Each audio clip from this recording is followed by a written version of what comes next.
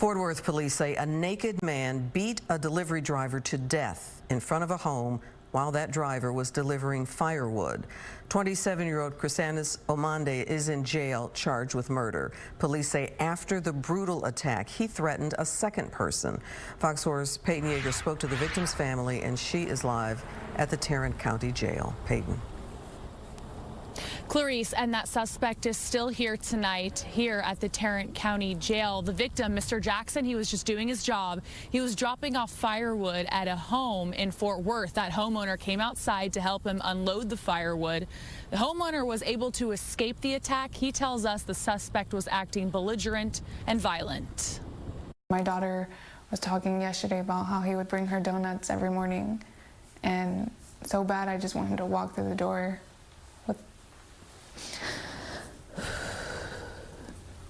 with donuts. Casey DeLeon holds on to the days her dad spoiled her and her two girls.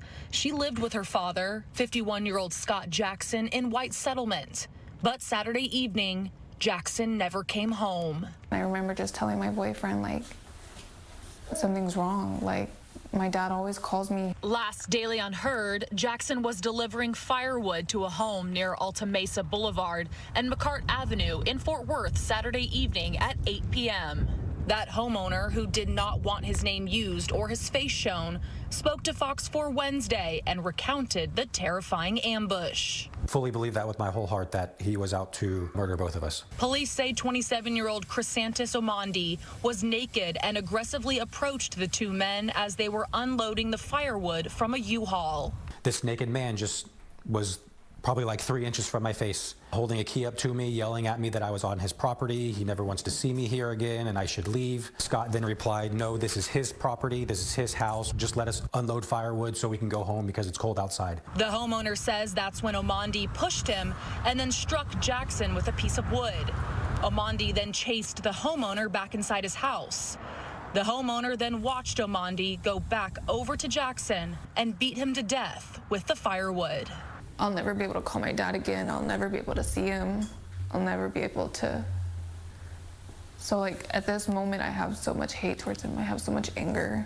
According to an arrest warrant affidavit Fox 4 obtained on Wednesday, Omande left Jackson and barricaded himself inside the Airbnb he was staying in across the street.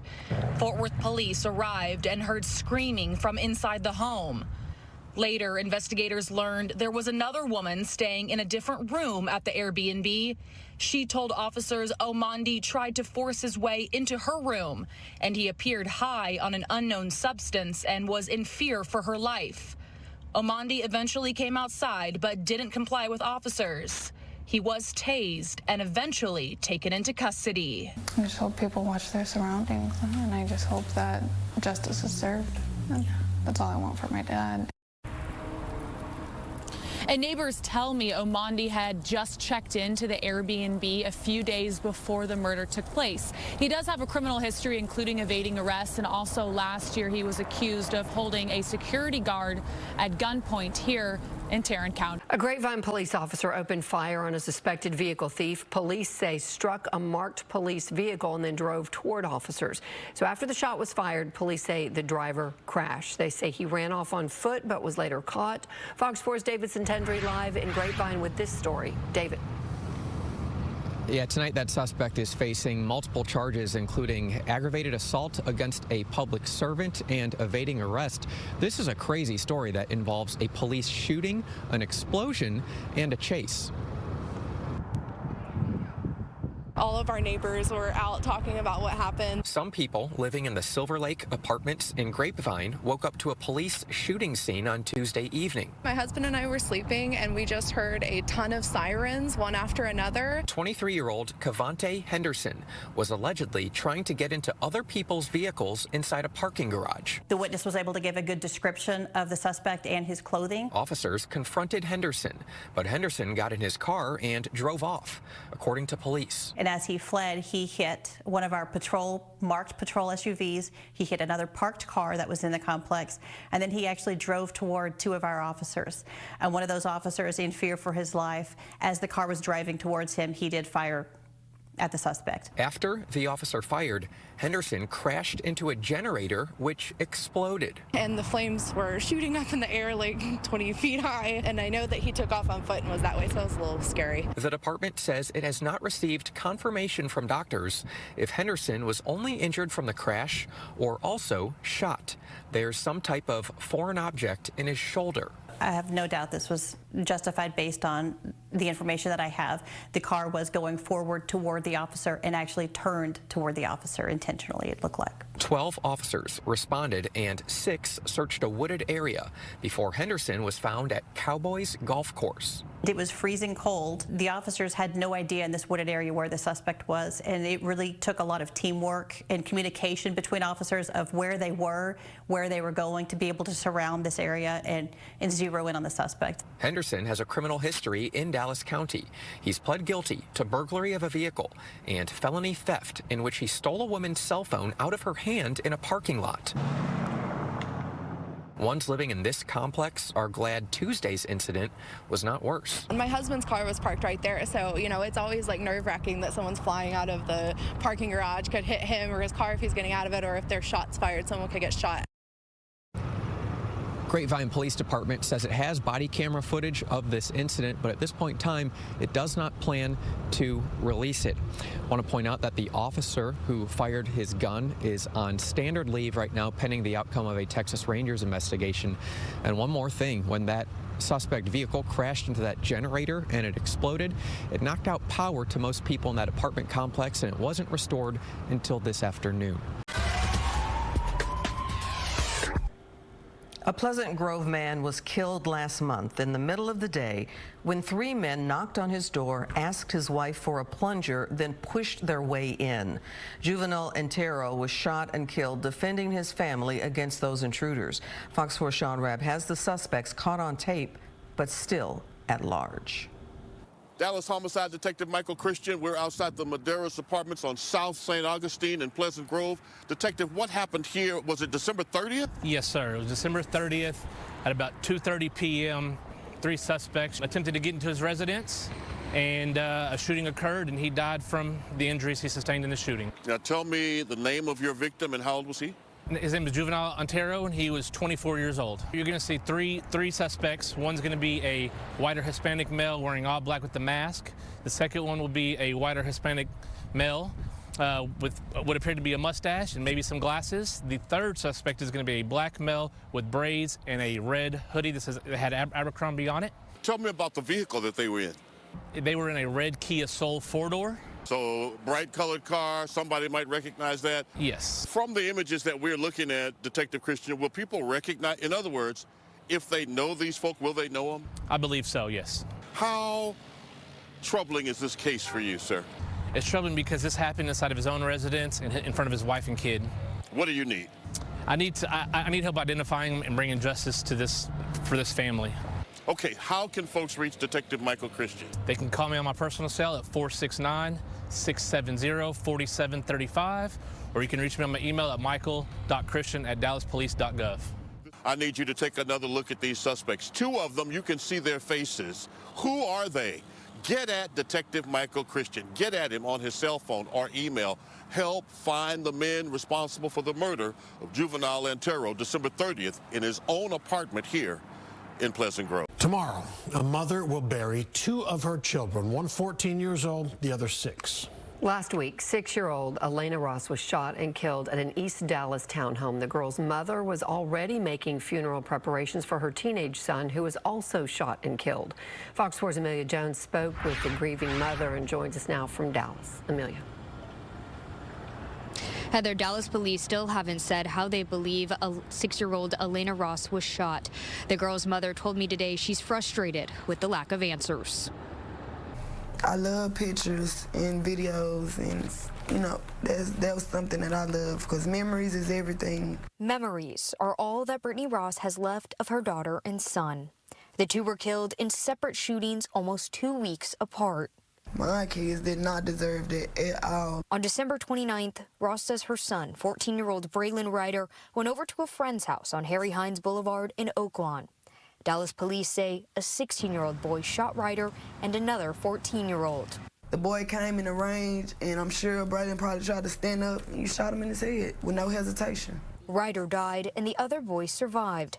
The 16-year-old was arrested and charged with manslaughter. 12 days later, on January 10th, Ross was at the funeral home planning her son's services when she got a call from one of her other kids. As soon as I answered the FaceTime, my 11-year-old daughter, she screamed through the phone, "Mama, Elena shot herself in the head." Dallas police have not confirmed how 6-year-old Elena Ross was shot. They say when officers got to the townhome on North Fitzhugh Avenue, they found an unsecured handgun. Questioned 19-year-old Demaria Sowles as a witness to the shooting. According to police documents, Sowles admitted to placing a handgun on top of the PlayStation in the bedroom on the 3rd floor. After the shooting, investigators say he took the gun, put it in a backpack along with a second gun, and hid it in the garage of the home. Ross says Sowles is friends with her 18-year-old son. Her other kids, an 8-year-old son and 11-year-old daughter, were also in the house when the shooting happened. It's very heartbreaking to go on knowing you have 6 kids and left with 4 within 2 weeks grace period of time. It's very hard, but I'm trying to stay strong for my other kids. Sowles was arrested and charged with tampering with evidence. Ross wants to know the truth about what happened that day. Because I need answers. I need answers. A mother's strength to fight for her children. It gives me chills down my spine thinking about it. And keep their memory alive. I'm not giving up. I won't give up. The funeral for Braylon and Elena will be held tomorrow. Sowles is still being held at the Dallas County Jail. In addition to tampering with evidence, he also has several outstanding warrants, including 2 for evading arrest, detention, and 1 for unlawful carry of a weapon. Right now, there are no charges in connection to Elena's death. A 600-page report outlined what the U.S. Department of Justice called cascading failures in the law enforcement response to the Uvalde school shooting. Stopping short of recommending charges against the officers involved in the completely botched response. The report detailed not just the failures on the day of the shooting, but in the days and weeks after the shooting. Fox 4's Blake Hansen is live with details from this report. Blake. As Stephen Heather, an expert told me today, while there have been past reports examining what went wrong in Uvalde, the DOJ has a lot of law enforcement expertise and resources that it's able to leverage, which led to this massive report today. The law enforcement response to the mass shooting at Robb Elementary was a failure. The roughly 600-page report from the Department of Justice breaks down the array of failures by law enforcement in the 2022 shooting at Robb Elementary. 19 students and 2 teachers were killed. U.S. Attorney General Merrick Garland says law enforcement failures contributed to the loss of life. Had the law enforcement agencies followed generally accepted practices in an active shooter situation and gone right after the shooter to stop him, lives would have been saved and people would have survived. The report says 11 officers first arrived on scene, but upon hearing gunfire, 5 ran toward the classroom while the other 6 did not advance down the hallway, including Uvalde Police Department Acting Chief Mariano Pargas. After 2 officers were hit by shrapnel, the rescue operation slowed down. The report and past investigations have noted then Uvalde School District Police Chief Pete Arredondo treated it as a barricaded subject instead of an active shooter, which would have called for an immediate entry to take down the gunman. Instead, it took 77 minutes. But the DOJ findings also point out the numerous signs ignored during that time there was still an active shooter. They were still waiting as broadcasts went out on officer radios that a student trapped inside rooms 111 and had called 911 at 12:10 p.m. to say that that the student was in a room full of victims.